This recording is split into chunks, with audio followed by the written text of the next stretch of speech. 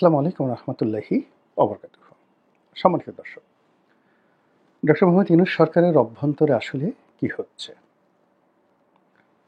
সরকারের মধ্যে কি আগের মতো ঐক্য আছে?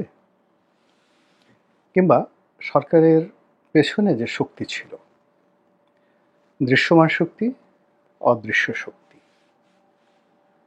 অন্তর্নিহিত শক্তি, সেই শক্তির রূপকগুলো, ধারকগুলো কিংবা শক্তির যে সূত্রগুলো রয়েছে, রুট, সেগুলো কি এখনো আছে?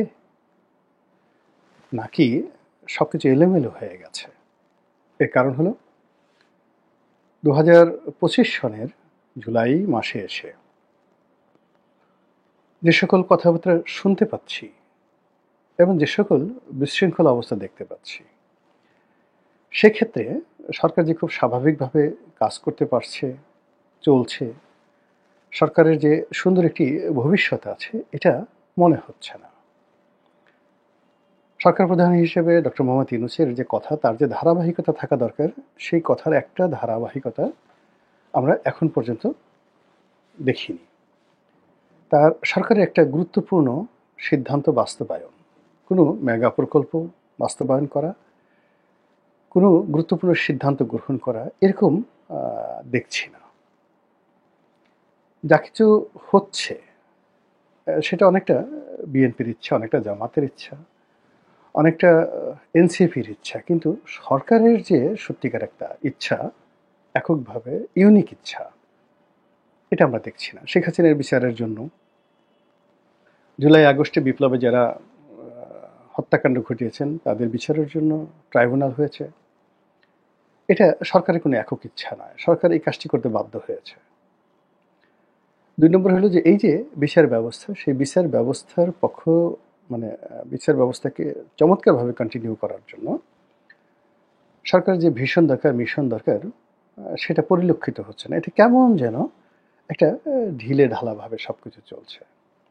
আমাদের সুপ্রিম কোর্ট, আমাদের appellate division, high court division, supreme court bar, attorney general office, নিম্ন আদালত, আইন মন্ত্রণালয়, তারপরে প্রধান উপদেষ্টার কার্যালয়, এই জিনিসগুলোর মধ্যে যা হওয়া দরকার হচ্ছে না। যেমন ধরুন শেখ হাসিনার 15টি বছর, এখন 15টি বছরে আপনি বুঝতে পারতেন যে কারা রাষ্ট্র চালাচ্ছে। সেক্ষেত্রে প্রধানমন্ত্রী কার্যালয়ের প্রধানমন্ত্রীর সচিবকে, ব্যক্তিগত সচিবকে, তারপর প্রধানমন্ত্রীর কার্যালয়ের মুখ্য সচিবকে, সমস্ত মানুষের মুখস্থ ছিল।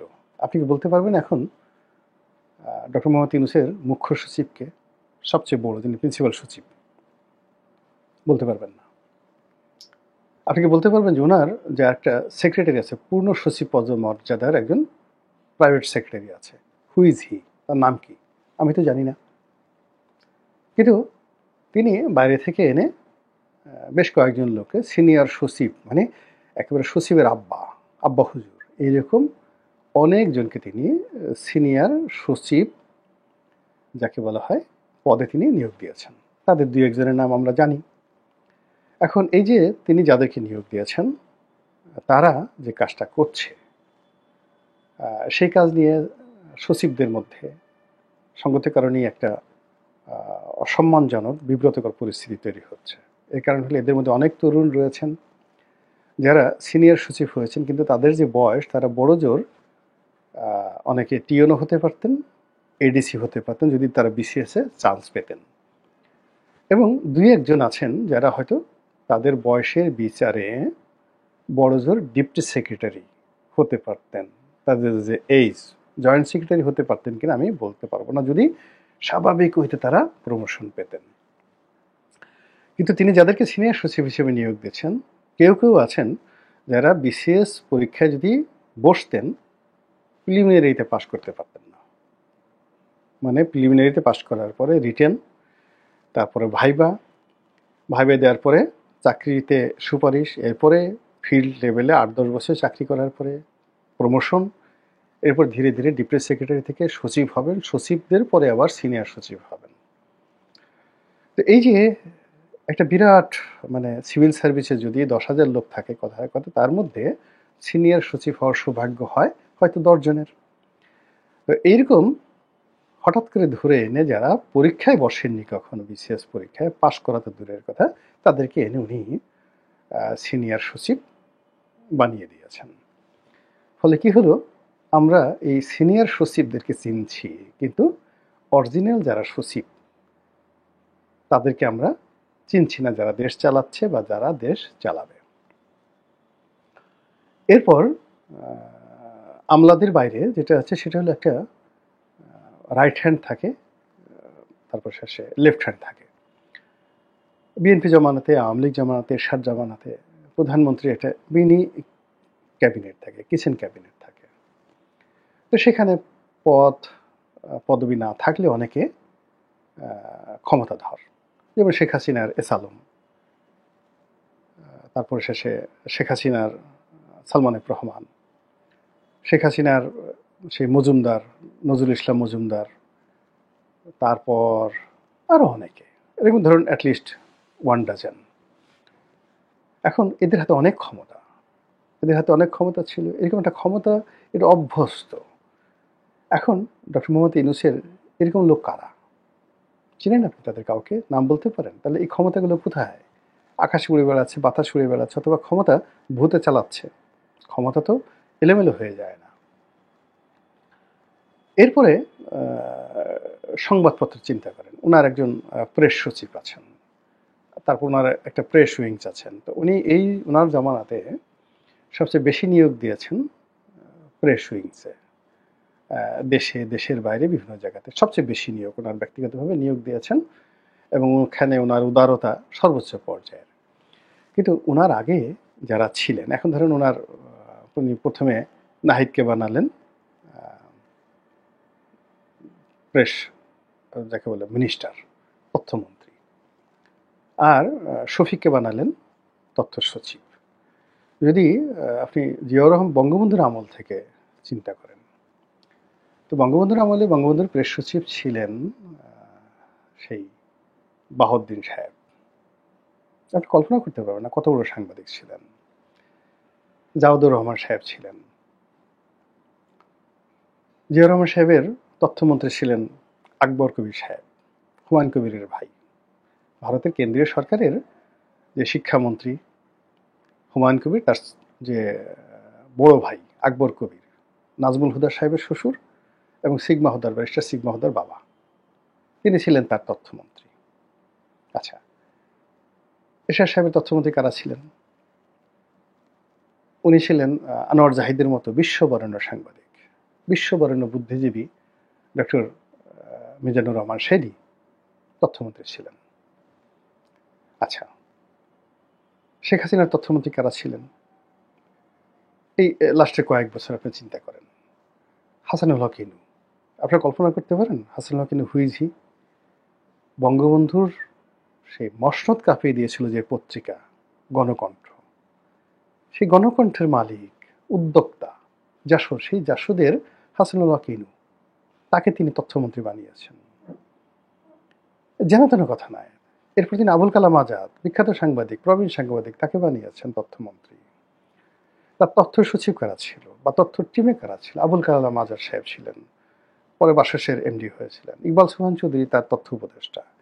বাংলাদেশ ইকবাল সোবহান চৌধুরীর সামনে, এখন ওনার সামনে যারা আছেন কলম ধরে এ লিখবেন, বি লিখবেন, আমি তো কল্পনাই করতে পারি না। তারা হয়তো এখন ক্ষমতা আছে, ইকবাল সোবহান চৌধুরী সাহেবকে জিজ্ঞেস করতে পারেন, তুই কার বাপরে, তুই কার খালুরে, এটা জিজ্ঞাসা করতে পারেন। কিন্তু আমি ইকবাল সোবহান চৌধুরী সাহেবকে যেভাবে দেখেছি অবজারভারে চিফ রিপোর্টার হিসেবে, অবজারভার সম্পাদক হিসেবে, মানে আমার বস হিসেবে দেখেছি, আমার সহকর্মী হিসেবে দেখেছি, আবার প্রেস কাউন্সিলে উনিও মেম্বার ছিলেন, আমিও মেম্বার ছিলাম। তো এই যে তার যে টিম, পরবর্তীতে সেখানে নাইমুল ইসলাম খান আসছেন। আপনি যদি বলেন বাংলাদেশের ইতিহাসে সম্পাদক হিসেবে নাইমুল ইসলাম খানের যে টিম, মানে তার যে টিম স্পিরিট, মানে তার যে লিডারশিপ, তার ব্যাপারে হাজারো অভিযোগ থাকতে পারে। কিন্তু আজকের কাগজ, ভোরের কাগজ, প্রথম আলো, এই যে টোটাল যে টিমটা দেখেন, এবং আজকের যে মিডিয়া দেখেন, এখানের যত স্টার সাংবাদিক সব নাইমুল ইসলাম খানের হাতে তৈরি করা, তার কলিগ, তিনি তাদের বস ছিলেন। এই যে মতিউর রহমান সাহেব প্রথম আলোর, তারপর শেষে আপনার যাকে বলে আনিসুল হক, এরা সবাই নাইমুল ইসলাম খানের অধীনে চাকরি করেছেন। সেই ভদ্রলোক ছিলেন ওনার সেই প্রেস সচিব। তো কাজেই একটা ধারাবাহিকতা, সামঞ্জস্য, মানে রাষ্ট্র, 18 কোটি মানুষের একটা রাষ্ট্র, 7 লক্ষ থেকে 8 লক্ষ কোটি টাকার একটা বাজেট। তো এইটা পরিচালনা করার জন্য যে দক্ষতা, অভিজ্ঞতা, হৃদয়, মন, মানসিকতা, আভিজাত্য যা কিছু দরকার, এটা কি এত সোজা? এত সোজা না। আপনি চিন্তা করেন যে এই সমাজে কত বড় বড় মানুষ আছেন, এখনো জীবিত আছেন, মানে যাদের সামনে আমরা এখনো পর্যন্ত দাঁড়াতে সাহস করার বা তাদেরকে একটা টেলিফোন করব, বিশ্বাস করেন এই সাহস আমার হয় না। তো এরকম অনেক লোক আছেন, আমার এই বদরুদ্দিন উমর সাহেবকে টেলিফোন করার সাহস আমার হয় না, বিশ্বাস করেন হয় না। আই ক্যানট ইমাজিন কাদের সিদ্দিকী সাহেবকে একটা টেলিফোন করতে আমার সাহস হয় না। আমার সেই শ্রদ্ধাবোধ রয়েছে। লতিফ সিদ্দিকীকে টেলিফোন করার সাহস হয় না, সাবির হোসেন চৌধুরীকে টেলিফোন করার সাহস আমার হয় না। তারা আমাকে সবাই স্নেহ করেন, আশা করেন, কিন্তু আমার সাহস হয় না। আমি তাদেরকে শ্রদ্ধা করি, কাছে থেকে দেখেছি। সে কত আগে দৈনিক ভোরের কাগজ, মতিউর রহমান চৌধুরী, মতিউর রহমানের বস ছিলেন, এই যে প্রথম আলোর মালিক সাবির হোসেন চৌধুরী। এখন আপনি তাকে মনে করতেছেন যে রাস্তার একজন মানুষ। এটা আমার হয় না। কিন্তু অনায়াসে এখন ডক্টর মোহাম্মদ ইউনূসের সঙ্গে অনেক লোক আছে যারা এরকম বড় বড় মানুষকে কান ধরে ঘুরানোর মতো সাহস রাখে, শক্তি রাখে, হিম্মত রাখে।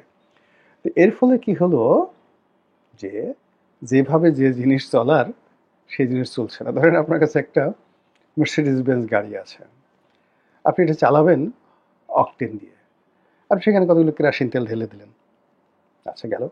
ড্রাইভার হিসেবে আপনি বললেন যে দূর বাদ দাও, ওই যে গুলিস্থান থেকে মিরপুরে যে রোডে যে বিকল্প বাসগুলো আছে ওটা ড্রাইভার ধরে নিয়ে আসো, মার্সিডিজ ড্রাইভার লাগবে না, ওই ড্রাইভারই চালাইলো। ফলে আপনার গাড়ির কী অবস্থা হবে বুঝতে পারেন। কেরোসিন তেল দিয়া মার্সিডিজ চালাইলেন, তারপরে আবার আপনি চিন্তা করলেন যে মাঝে মাঝে বন্ধ হয়ে যেতে পারে, একটু ধাক্কা ধুক্কা দিতে লোক লাগবে, দুজন লোকও রাখলেন ধাক্কা দেওয়ার জন্য। আপনার মার্সিডিজের অবস্থা কি? আসলে যে জিনিস করবে সেই জিনিসের জন্য সেটা লাগবে। সিঙ্গারা যে বানায় সেই বাবুর্চি দিয়ে আপনি পোলাও কুরমা রান্না করতে পারবেন না। তারপরে শেষে যে লোক গরু জবাই করে, কসাই, তাকে দিয়ে আপনি হীরা কাটতে পারবেন না। ডায়মন্ড কাটার হিসেবে আপনি কসাইকে নিয়োগ দিতে পারেন না। তো এরকম আমাদের এই সমাজে অনেকগুলো বিশৃঙ্খলা, অনেকগুলো মানে যাকে বলে বিনিয়োগ, অনিয়োগ, কুনিয়োগ এই গত কয়েক মাসে হয়েছে। তার প্রেক্ষিতে যা হবার তাই হচ্ছে। এবং এর ফলে কি হচ্ছে, সরকারের ভিতরকার অনেক বিসাদৃশ্য, অনেক দুর্বলতা লোক সমাজে চলে আসছে, সামনে চলে আসছে। যেমন দেখা গেল ম্যাটিকুলাস ডিজাইন নিয়ে ডক্টর মোহাম্মদ ইউনূস হঠাৎ করে আমেরিকা থেকে একটা কথা বললেন। এই কথাটা আসলে ঠিক হয়নি, এই কথাটা বলাটাও ঠিক হয়নি।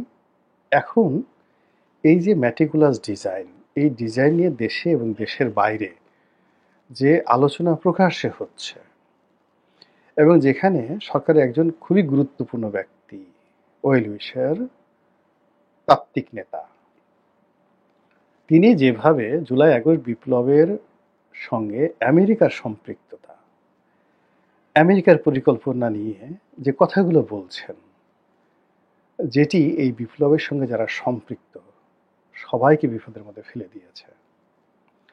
আবার ডক্টর মোহাম্মদ ইউনূস যে ম্যাটিকুলাস ডিজাইন, তারপরে শেষে তিনি যেভাবে মাস্টার মাইন্ডের কথা বলছেন, এই সমস্ত জিনিস বলতে হয় না, কিন্তু সেই জিনিসগুলো বলার পরে যখন খুব আলোচনা হলো, সেটা দীর্ঘদিন পরে সেই বিভিন্ন লোক যারা আছে তারা এটাকে কোনো মতে চেপে চুপে ধামাচাপা দিয়ে ওইগুলো ভুলিয়ে দেওয়ার চেষ্টা করেছে বটে, কিন্তু যা হবার তা হয়ে গেছে।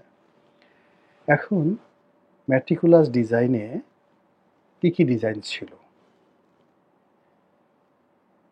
সেই ডিজাইনের পেছনে অর্থ কী ছিল, অস্ত্র কী ছিল, পরিকল্পনা কী ছিল, যে ঘটনাগুলো ঘটেছে কে এই ঘটনাগুলোর জন্য দায়িত্ব পালন করেছে, আগামীতে এগুলো কিভাবে ইন্ডিমিনিটি দেওয়া হবে, কিভাবে এদেরকে রক্ষা করা হবে, এই দায় কি এড়ানো সম্ভব হবে, এই বিষয়গুলো নিয়ে প্রকাশ্যে খোলামেলা যে আলোচনা হচ্ছে, পিলে চমকানো আলোচনা হচ্ছে।